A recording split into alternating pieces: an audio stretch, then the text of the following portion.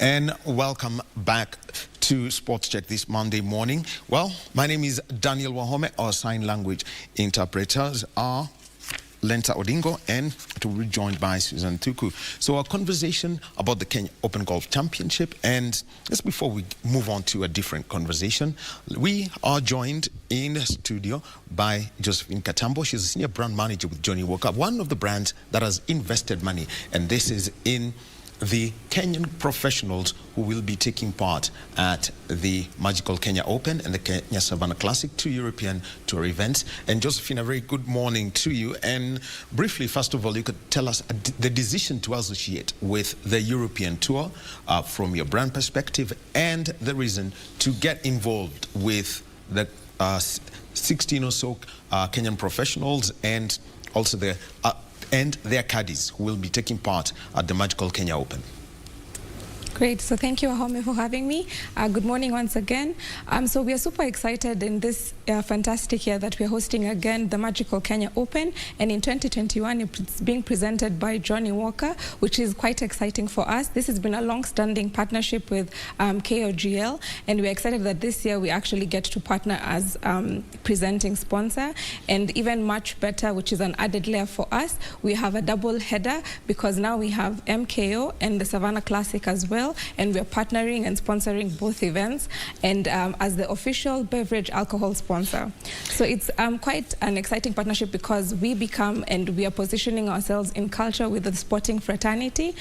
Golf is actually gaining a lot of traction here in Kenya, and this is a great opportunity for us to also just support the sporting fanatics who want to be part of the golf as golf enthusiasts. And with that, as mentioned, we are also supporting our Kenyan golfers who are actually going to take part in both tournaments. And our supporting thing, and also just being conscious of the current situation that we are in. And just as Peter had mentioned, they have to be in bubbles. So of course, the support that we are doing is having for their accommodation in both days, or rather both of the events that are going to take place, which is like an approximate of 8 days.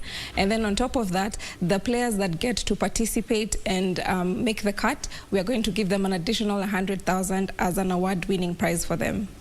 And also, as you're aware, I want to mention because I know when we got communication about this event, and the first thing we said, getting into a bubble, basically when we were told, the media looked at it and they asked, is this the real cost of living, in Nairobi at the moment? Your motivation to put this amount of money, because it doesn't come cheap. Heard of a Ugandan golfer who was talking of something like the equivalent of $4,000 just to be at the 2 events. How then do you look at this and the value that you would extract from associating with the 13 pros from Kenya?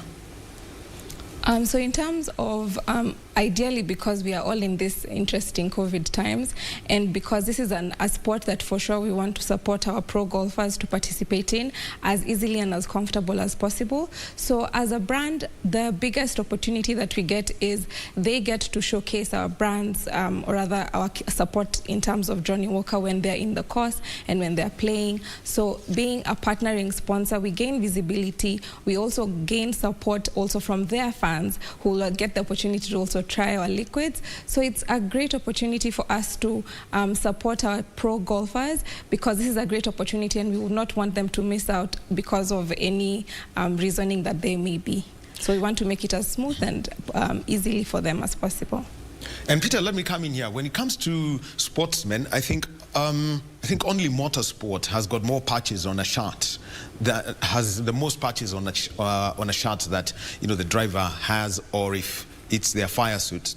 For the professional golfers then, when it comes to playing, what's the demand on them when they have got partners? Could be 1, could be 2, could be 3. How do they manage those brands? Actually, this is a good question, because we were actually looking at it this particular weekend.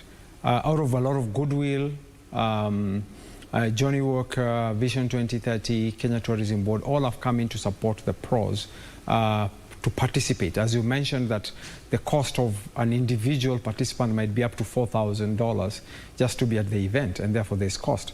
And sponsors are then putting in money towards that as support, number one. But it would be good to give them value back.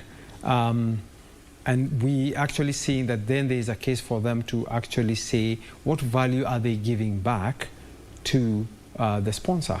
Because when you receive something, you always need to give something back value. The tournament itself is very, very clear.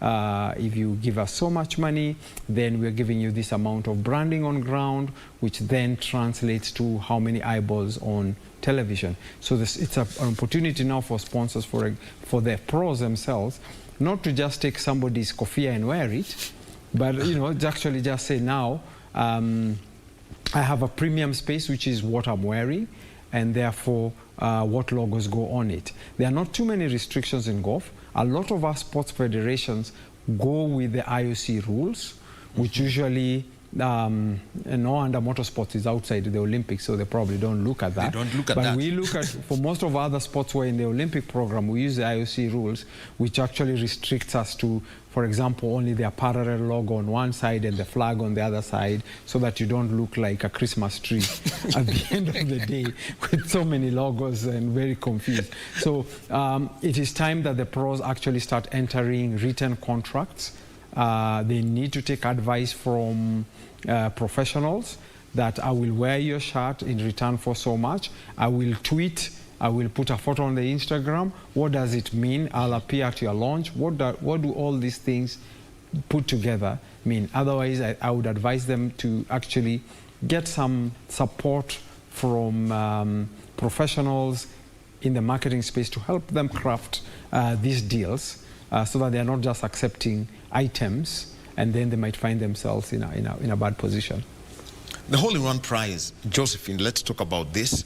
It's been put out. It doesn't come cheap. Most of the time, for most of these tournaments, we've had vehicles parked at a par 3 somewhere, and they are on some pedestals.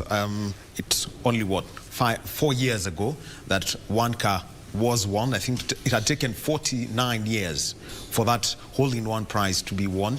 Tell us about the one sponsorship for this year. It's going to be at the par 3 16th, what at current would be known as the 7th hole.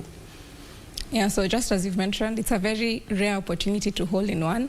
So as partners and presenting sponsors for this year, we are going to give an award of one of our rarest blends, which is the Johnnie Walker Blue Label. And an interesting quick fact about Blue Label is that, of course, being a blended Scotch whiskey, one of the blends is actually over 60 years old, because we pick blends from the rarest of our distilleries to actually put together in Johnnie Walker Blue Label. So looking forward to see how many hole-in-ones we'll have this year in this year's tournament. Well, and the rarity of the hole-in-one is that, when was it? I think, 2018 or 2019, somebody had a hole-in-one, but it was not at the designated hole. So that, Peter, looking at it, where you basically score a bullseye in darts, but you're told it's supposed to be with the third dart, not the second. Well, as I said, the hole-in-one is something that just adds some flower, some excitement into the sport itself. The Johnnie Walker award is clear. It's for hole number 16. So if you get a hole-in-one in another par 3 or somewhere else, it's very good for you. As we say, the main incentive is on the big dollars at the end of the day, and that hole-in-one will help you down, because basically it will be two under par somewhere, so it would actually help you. So sport is sport, the rules are rules. In football, if you score on the wrong goal, obviously it won't count. You can't say I scored anyway. No, rules are rules. So, and Josephine, finally, how do you intend to extract, full value and making sure that our golfers, Ndiza, Snow, Wangai, Joroge, Asuza, Oko, and the likes, give you full value of what it is, and at the same time engage everyone who is out here, considering that they will be in a bubble? That's a great question, and it's one of the reasons actually we find that this partnership is very relevant for us as Johnnie Walker. So one of the key things and key purpose for our brands is pushing boundaries to taste more out of life. And you can clearly tell with the pro golfers that we have, and we have a great blend of them, and all of them are pushing boundaries. So it's a great opportunity for us to put our purpose in front of our consumers, and that is why as presenting sponsor, and we get to be on the shirt, and which is a good thing because it's great visibility, and also because European Tour is something that is followed across the world, and we're going to have fantastic branding on ground, and of course in the other 25 golf clubs that will be doing viewership, and on top of that KTN is also having and DSTV is actually showcasing the thing live. It's going to be a great opportunity where we'll have great eyeballs. Many people will get to see Johnnie Walker in this amazing sponsorship that we're doing this year.